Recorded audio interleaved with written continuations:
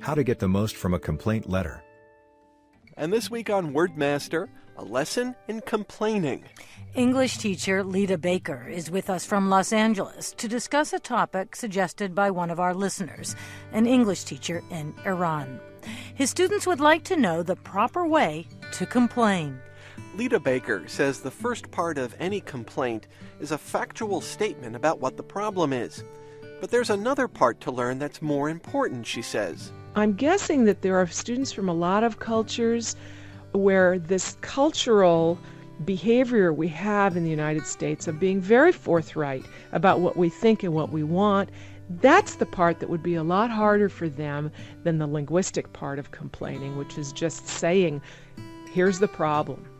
It's legitimate in the United States to complain. It's legitimate to take a product back to a store, and I think this is something that a student would have to understand before he or she could actually put the complaint into action.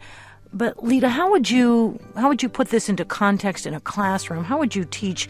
I guess it would be kind of an assertiveness training. I think in teaching, the first step is providing that cultural background. What is the return policy of a store? And understanding that it isn't the same from one store to the next. I mean, I had an incident a few weeks ago where I bought some clothes for my daughter from a store where I just assumed that if they didn't fit her, because she wasn't with me at the time, I just assumed that if they didn't fit, I could bring them back. And they didn't fit, and I went back to the store, and to my utter surprise, this store would not refund my money. It would only give me a store credit or allow for an exchange. And I was very shocked because I was used to shopping in stores that provided you with a full refund for your money. What did you say to the clerk? I'm curious. How did you handle that? I expressed my surprise, but at the same time, I reminded myself that this is not, the clerks are the people in the first line of fire, but we have to remember that they're not the ones who set the store policy. You know what? I have here an example of a complaint letter. This is on the Sarasota, Florida Public School System's website, and it was written to this clothing company. And this is a letter about some shoes, and it begins, "To whom it may concern. On September 20th, I ordered by phone a pair of brown leather Peace Mules for $36.99, which included $4.99 for shipping and handling. When they were delivered to my home, the package was wet and the leather shoes were ruined. I am returning the shoes. I realize the shipping and handling fee is non-refundable, but I would like the original amount of $32 to be refunded. Thank you for your attention to this matter. Sincerely," and she signs it here. So what do you think of that? I think that's a perfect letter of complaint. She states what the problem is. She states what correction she would like the company to make. The tone is neutral. She doesn't come across as angry or demanding. It's short.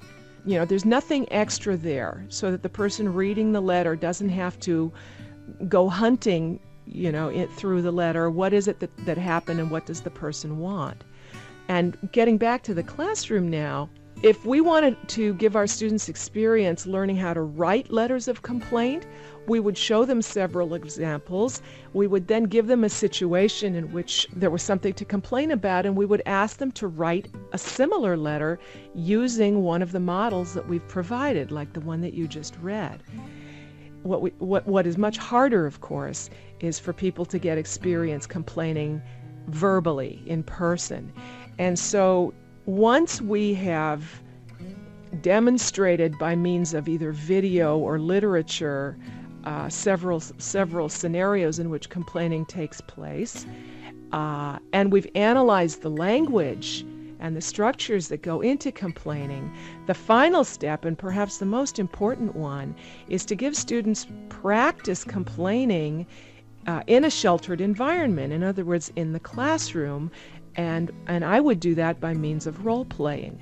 Lita Baker teaches English and writes textbooks in Los Angeles, California.